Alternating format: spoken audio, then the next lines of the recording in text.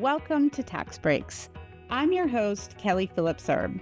I'm a senior writer with Forbes, and you might have seen me on the web as Tax Girl. I'm also a tax attorney, and I work with tax professionals and taxpayers like you every day.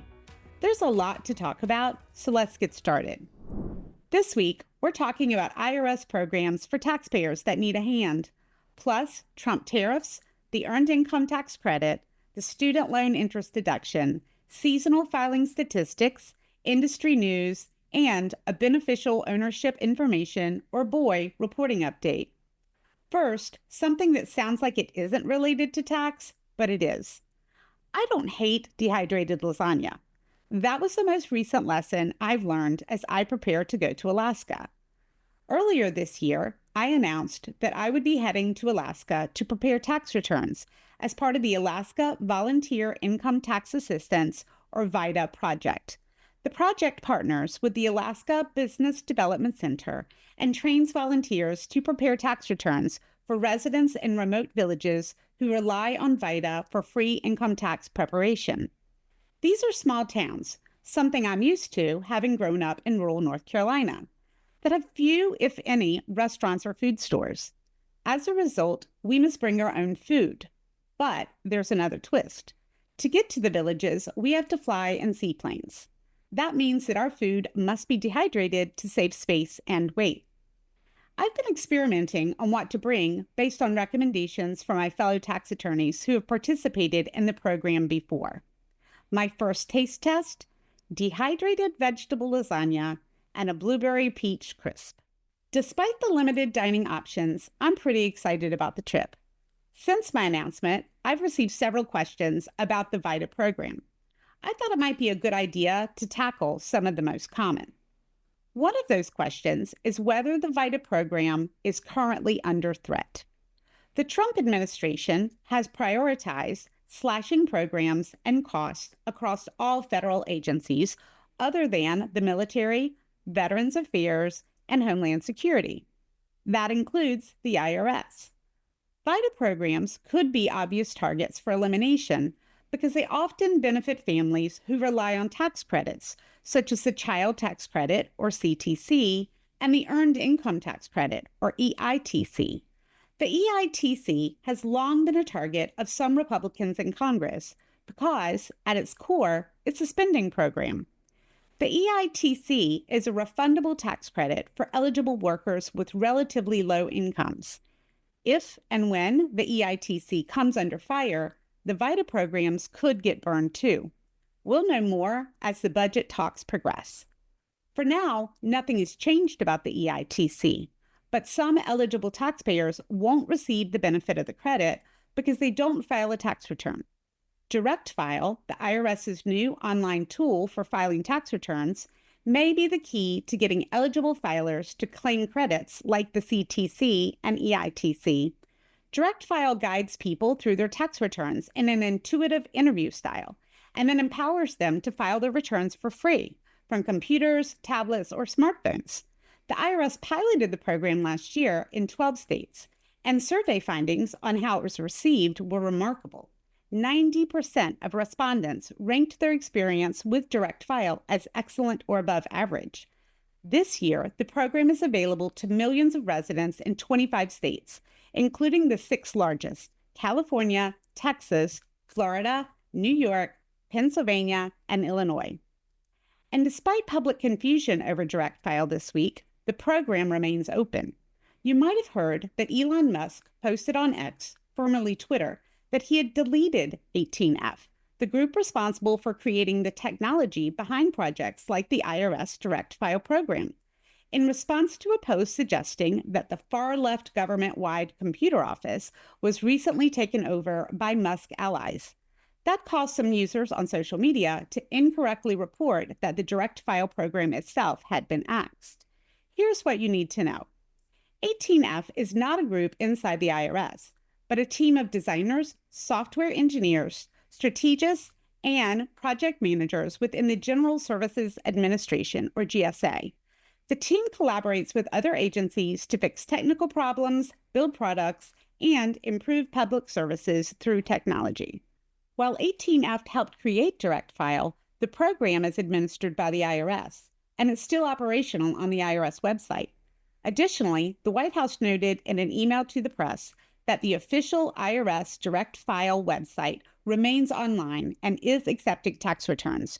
Direct File has also been guaranteed to last the filing season by Treasury Secretary Scott Bessent, who told the Senate Finance Committee at his confirmation hearing, "I will commit that for this tax season, Direct File will be operative." Direct File isn't the only thing sticking around the IRS for the filing season. Employees are staying too. It turns out that the IRS can't operate without some of its employees, particularly during the tax filing season. On January 28th, the Office of Personnel Management, or OPM, sent more than 2 million full-time federal workers an email offering them the option to resign from their positions but stay on the payroll through September 30th, 2025, the end of the fiscal year, as part of the Deferred Resignation Program, or DRP. Last week, the IRS confirmed that specific critical filing season positions are now exempt from the DRP until May 15, 2025. That's after tax season. It's unclear who fits that criteria, but the memo notes that it includes those in taxpayer services, information technology, and the Taxpayer Advocate Service. And in a nod to the idea that the exemption was an afterthought, those who had already accepted the offer and stopped working but fell within the exception were advised that they would be told when to return to work. In a statement to Axios, Doreen Greenwald, the president of NTEU, the union that represents the IRS workers, said, "Not only is this a clear case of bait and switch, they were originally told they would be paid not to work through September 30th, but it proves that the terms of OPM's so-called offer are unreliable and cannot be trusted." And in one last news twist last week, the government has appealed Smith versus the United States, the recent Texas case that put a temporary halt to the Beneficial Ownership Interest, or BOI, reporting requirements in the Corporate Transparency Act. Without Smith, the reporting requirements would have kicked back in following the Supreme Court grant of the government's application for a stay in another Texas ruling in the Fifth Circuit. The government also asked for a stay of the injunction barring the reporting requirements while the appeal was pending. It relied on the same arguments that won the day at the Supreme Court, and the government noted as much, writing, "The same result is warranted here." The government also suggested that FinCEN intends to extend the compliance deadline by 30 days from the date any stay is granted, with additional concessions.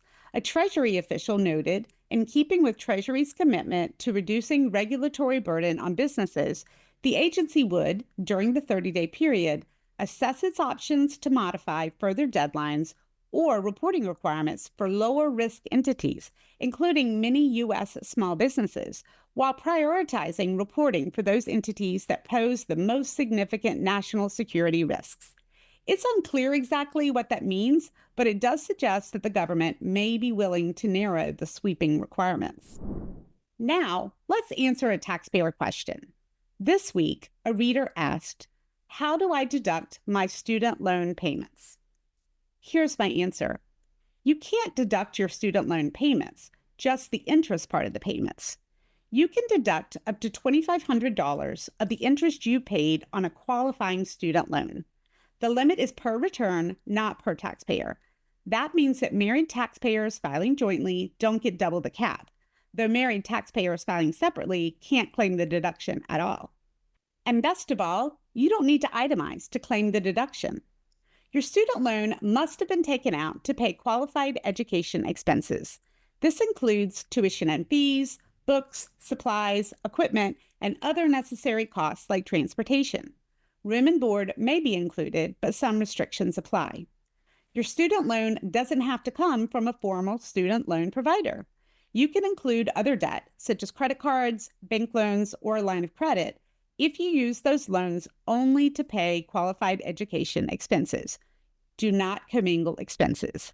However, borrowed funds cannot be from a related person or from a loan from a qualified retirement plan. The student who borrowed the funds must be you, your spouse, or your dependent, and must have been enrolled at least half-time in a degree program when the loan was taken out. And this is the good part. If someone else makes a payment on your behalf, It can be treated for federal income tax reasons as though you made the payment. For example, if your mom and dad pay some of your loans, you can still claim the deduction.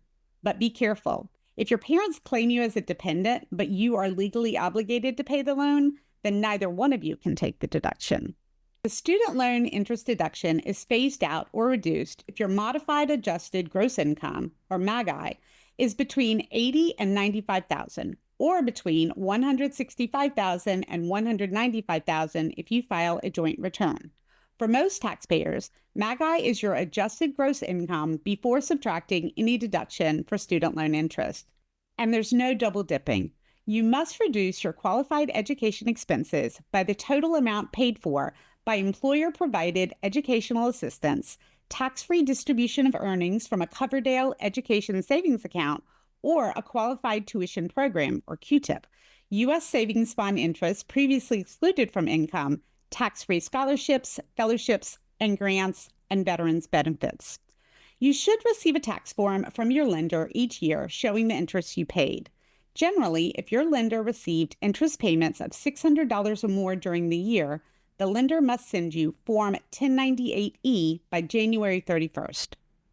If you have a tax question or matter that you think we should cover in the next episode, let us know. You'll find more information in the show notes. Of course, if you follow me on Forbes, you know I love looking at statistics and enjoy a good chart or map. This week, I'm focusing on what happened in the first week of the 2025 tax filing season. First, a little refresher. A few weeks before the IRS began accepting tax returns on January 27, 2025, taxpayers and tax professionals, including me, expected a relatively normal filing season. But as things started to change, the former IRS commissioner submitted his resignation, a hiring freeze kicked in, and IRS employees were offered an incentive to leave early, the tax filing season began to look a little less predictable. That might explain why early numbers suggest that taxpayers aren't rushing to file. The IRS had received 15,318,000 individual income tax returns at this point in 2024, compared with 13,177,000 in 2025. That's a drop of 14%. The early 2024 numbers were already sluggish since taxpayers were waiting to see what Congress would do about potentially retroactive tax benefits, and that change never happened. The drop is even more significant if you compare the 2025 filing season with the 2023 filing season, a dip of 30%. The IRS, however, isn't concerned, noting on its website that the large percentage changes in filing season numbers are usually seen at the beginning of each tax season, and that historically these numbers even out in future weeks as more tax returns come in. I'm not convinced, though, that that's the entire story. It's been an unpredictable season so far. I'll keep you posted as the season rolls on. Now it's time for a little tax trivia. Tariffs and trading were top of mind for many this week. According to the most recent data from the Office of the United States Trade Representative, the top 5 purchasers of U.S. goods exports were Canada, Mexico, China, Japan, and which country? Your choices are A, the United Kingdom, B, France, C, India, D, South Korea. I'll give you a minute.